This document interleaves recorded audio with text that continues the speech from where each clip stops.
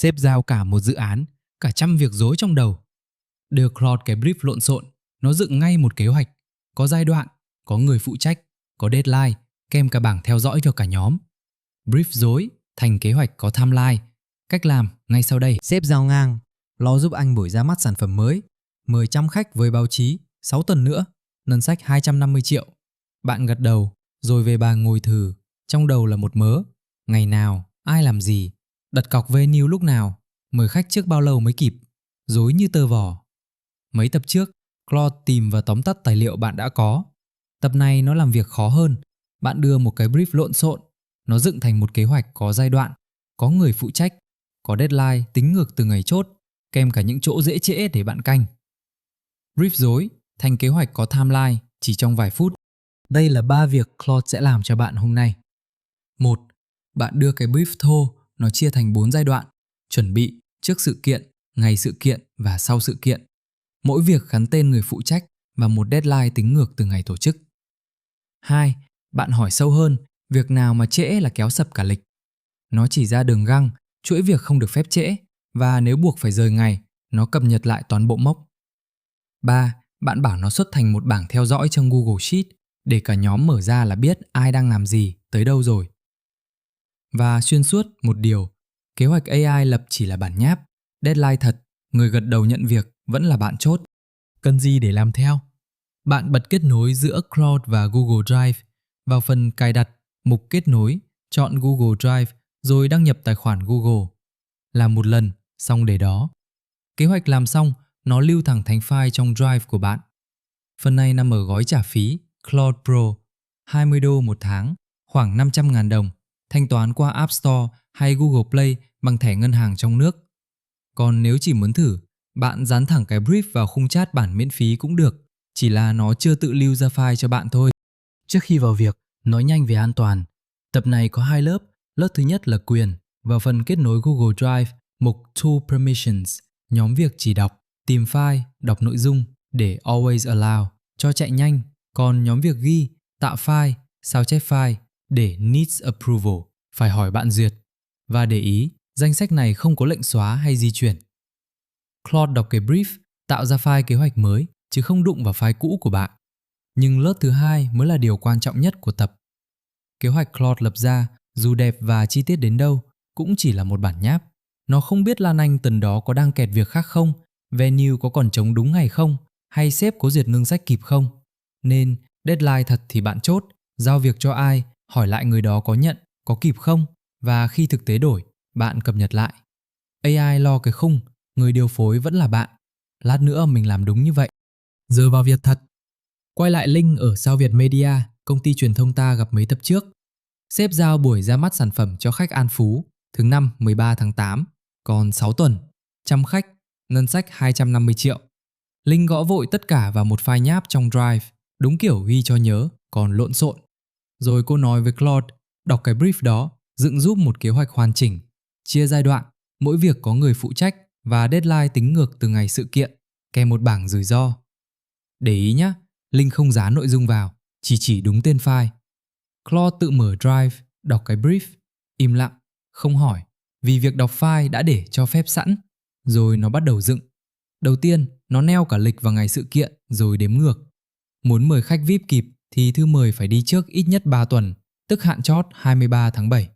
Bản thiết kế phải chốt trước 2 tuần mới kịp in ấn, 30 tháng 7. Bài PR lên trước 1 tuần, 6 tháng 8. Ngày lễ là 13 tháng 8. Mọi việc khác xếp quanh mấy cái mốc cứng đó. Rồi nó chia thành 4 giai đoạn: chuẩn bị, trước sự kiện, ngày sự kiện, sau sự kiện. Mỗi dòng là một việc, dán tên người. Venue thì Linh lo, mời khách thì Lan Anh, thiết kế sân khấu thì Minh, duyệt ngân sách thì sếp Hùng. Riêng ngày sự kiện, nó xếp luôn từng khung giờ, từ lúc setup 2 giờ chiều đến khi bế mạc 9 giờ tối. Và phần mình thích nhất, một bảng rủi ro. Venue hết chỗ thì sao? Đặt cọc sớm, giữ sẵn 1-2 chỗ dự phòng. Khách VIP kín lịch, mời dư 20-30%. Sợ vượt ngân sách, chừa sẵn 5% phòng hờ. Từ một mớ ghi chú thành một kế hoạch mà bạn đọc là làm theo được ngay. Kế hoạch có rồi, Linh hỏi thêm một câu rất hay. Trong đống việc này, cái nào mà trễ là kéo sập cả lịch?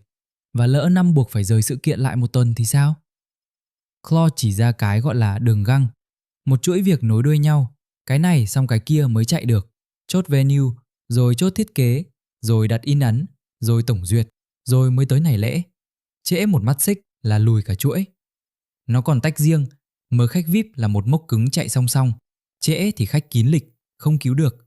Còn mấy việc như đăng PR, trễ vài ngày chỉ giảm tiếng vang thôi. Đừng nhầm nó với đường găng.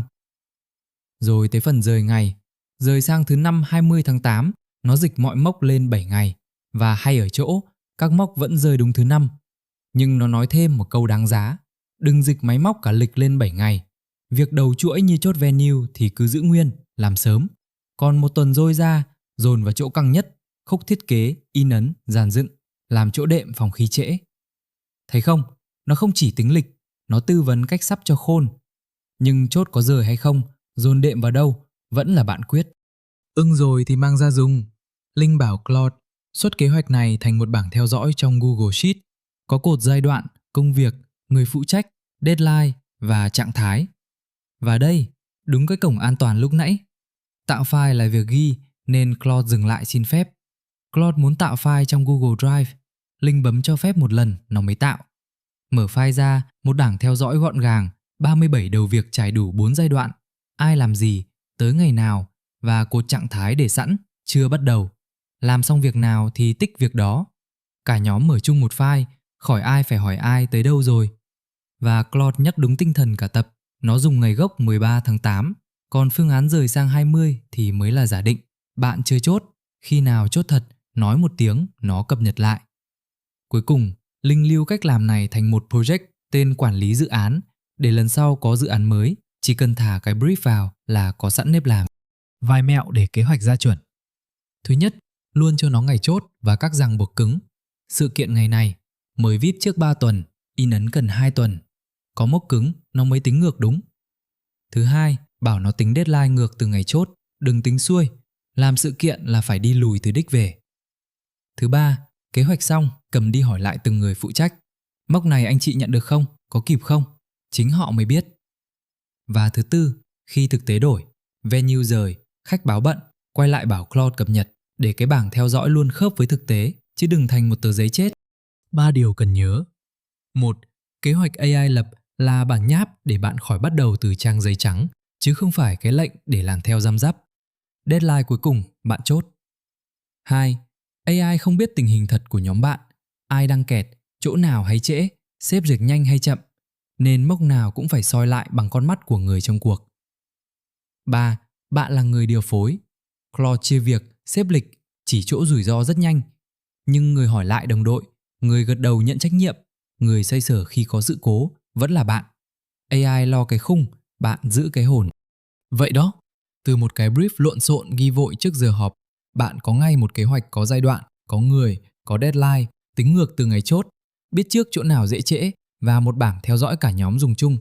Việc mất cả buổi để ngồi xếp, giờ còn vài phút. Bộ câu lệnh, biến một brief thành kế hoạch có timeline, mình để hết trong phần mô tả. Copy là dùng được ngay cho dự án của bạn. Tuần sau, mình đi một bước xa hơn. Claude Projects, cách biến cả kiểu làm việc của bạn thành một trợ lý riêng, nạp sẵn tài liệu và chỉ dẫn, để mỗi lần mở ra là nó đã hiểu bối cảnh của bạn. Từ trợ lý công việc thành trợ lý của riêng bạn. Nếu tập này hữu ích, để lại bình luận xem bạn đang phải lo dự án gì. Mình sẽ làm thử một kế hoạch mẫu cho nó. Cảm ơn các bạn đã xem. Hẹn gặp lại tuần sau.